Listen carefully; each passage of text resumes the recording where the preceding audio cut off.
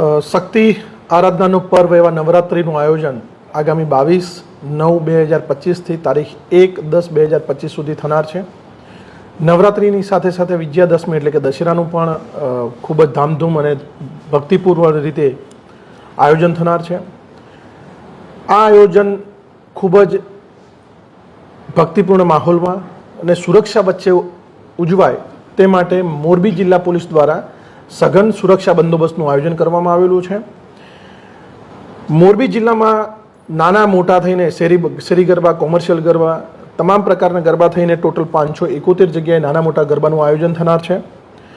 આ બંદોબસ્તને પહોંચી વળવા માટે કુલ 3 ડીવાયએસપી, 16 પીઆઈ, 22 પીએસઆઈ અને 530 જેટલા પોલીસ કર્મચારીઓ ખડા પગે સુરક્ષામાં તૈનાત રહેશે.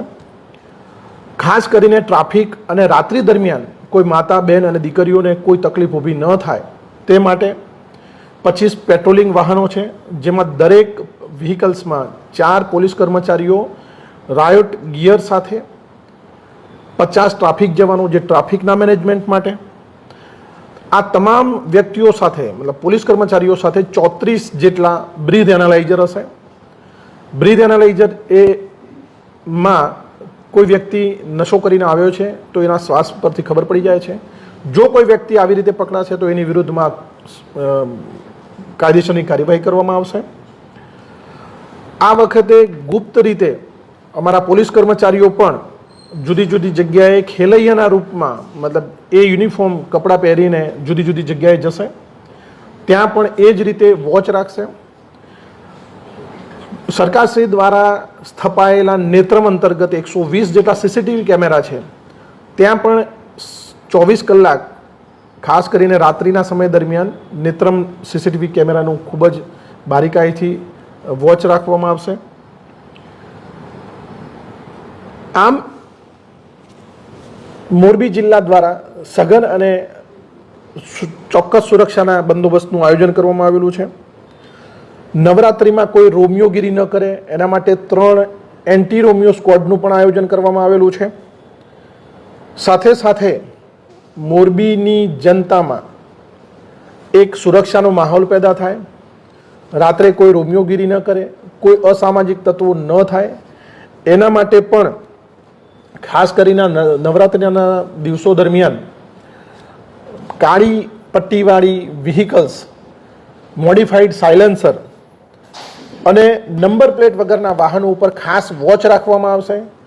જો આ દરમિયાન અમને મળશે અને તમને પણ વિનંતી છે ક્યાંય પણ તમે આવા કોઈ વ્હીકલ જુઓ તો તમે એ ફોટો પાડીને મોરબી પોલીસ કંટ્રોલ રૂમમાં તમે મોકલી શકો છો, તો અમે એને રિમૂવ કરવાના પણ પ્રયત્ન કરીશું અને રિમૂવ કરાવીશું.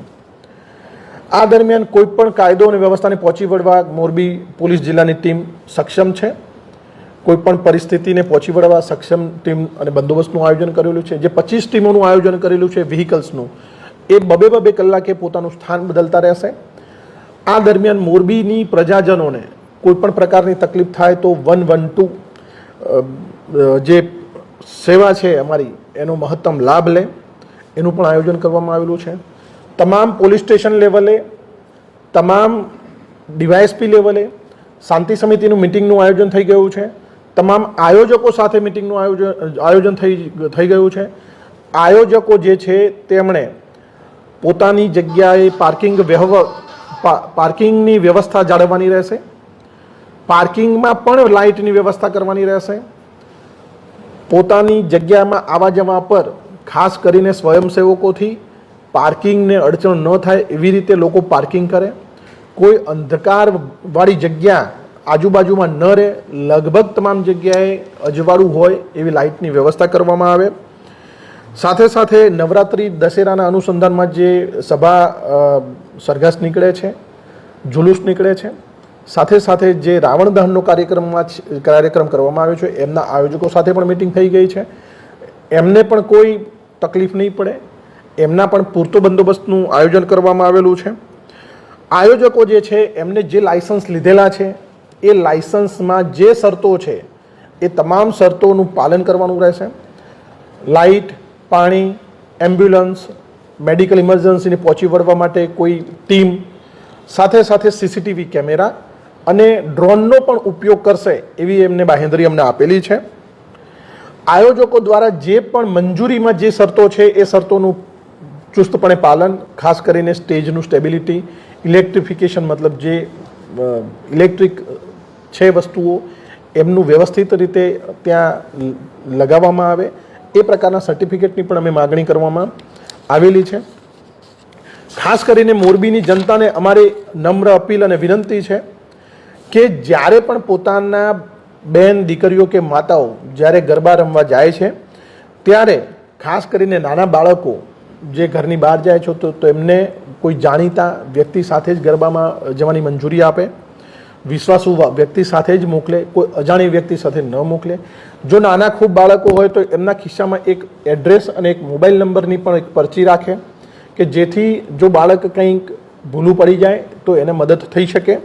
પોલીસની ટીમ અમારી છે જ, છતાં પણ સાથે સાથે જે નાના બેન દીકરીઓ જાય છે અને મોબાઈલનો ઉપયોગ કરતા હોય તો ફેમિલી લિંકિંગ અને પેરેન્ટ કંટ્રોલ એપ્લિકેશનનો ઉપયોગ કરે. સાથે સાથે વોટ્સઅપના જે લાઈવ લોકેશન છે એ પણ પોતાના મમ્મી પપ્પા સાથે શેર કરે, એ ખાસ ઉપયોગ કરે.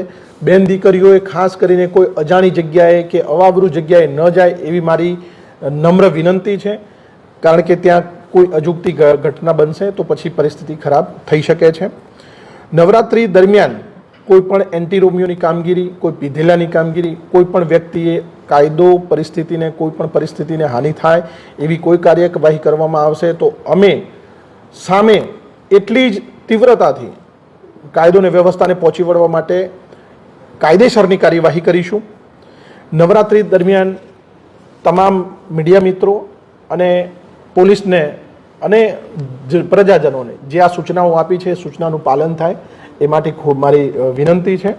અને મોરબીવાસીઓને મારી આ નવરાત્રિનું જે પર્વ છે એ ખૂબ શાંતિ, સૌહાર્દ અને ખૂબ ભક્તિભાવપૂર્વક ઉજવાય એવી શુભેચ્છાઓ છે. થેન્ક યુ, ખૂબ ખૂબ આભાર. જય જય ગરબી. સી ટીમ જે છે એ સી ટીમની અમારી ટોટલ 9 ટીમો છે. 9 ટીમોની સાથે સાથે સોશિયલ મીડિયા મોનિટરિંગની પણ 10 ટીમોનું મેં આયોજન કરેલું છે. અને સી ટીમ સમયાંતરે દરેક જગ્યાએ જઈ અને ત્યાં પરિસ્થિતિનો તાગ મેળવશે. કોઈ નહીં હોય તો બીજી જગ્યાએ, એમ સતત મહિલા પોલીસ ઇન્સ્પેક્ટરશ્રીની અધ્યક્ષતામાં આ થશે. સોશિયલ મીડિયા મોનિટરિંગ ટીમ છે એ પણ અમારા સાયબર ક્રાઇમ પોલીસ સ્ટેશનના પીઆઈના ઇન્ચાર્જમાં 10 જેટલી ટીમનું અમે ગઠન કર્યું છે. એટલે અમે સોશિયલ મીડિયા ફિલ્ડમાં, ટ્રાફિકમાં, ઇવન નવરાત્રિમાં પણ અમારી હાજરી જ્યાં સુધી નવરાત્રિ નહીં પૂરી થાય ત્યાં સુધી અમે ફિલ્ડમાં હાજર રહેશું.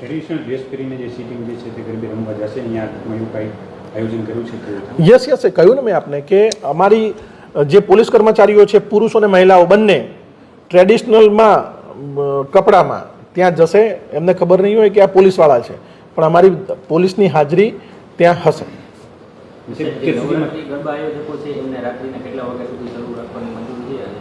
સુપ્રીમ કોર્ટની જે ગાઈડલાઇન્સ છે એ મુજબ એમને જે શરતોને આધીન મંજૂરી આપવામાં આવી છે એ મંજૂરીને આધીન એ તમામ ગાઈડલાઇન્સનું સાથે સાથે કલેક્ટરશ્રી દ્વારા જે બહાર પડાયેલા છે જાહેરનામા એનું અને સાથે સાથે અમારા પોલીસ મહાનિદેશક અને મુખ્ય પોલીસ અધિકારી શ્રી એટલે કે ડીજીપી સર દ્વારા અને સરકારશ્રી દ્વારા જેટલી પણ એસઓપી કે ગાઈડલાઇન્સ છે એ તમામનું આયોજન કરવા માટે આયોજકો બાધ્ય છે. અત્યાર સુધીમાં ટોટલ અમારી જોડે જે મંજૂરી માટે છે એ ટોટલ 7 જે પ્રોફેશનલ ગરબા માટે અને બીજીની પ્રક્રિયાની કલેક્ટર સાહેબ દ્વારા ચાલુ છે.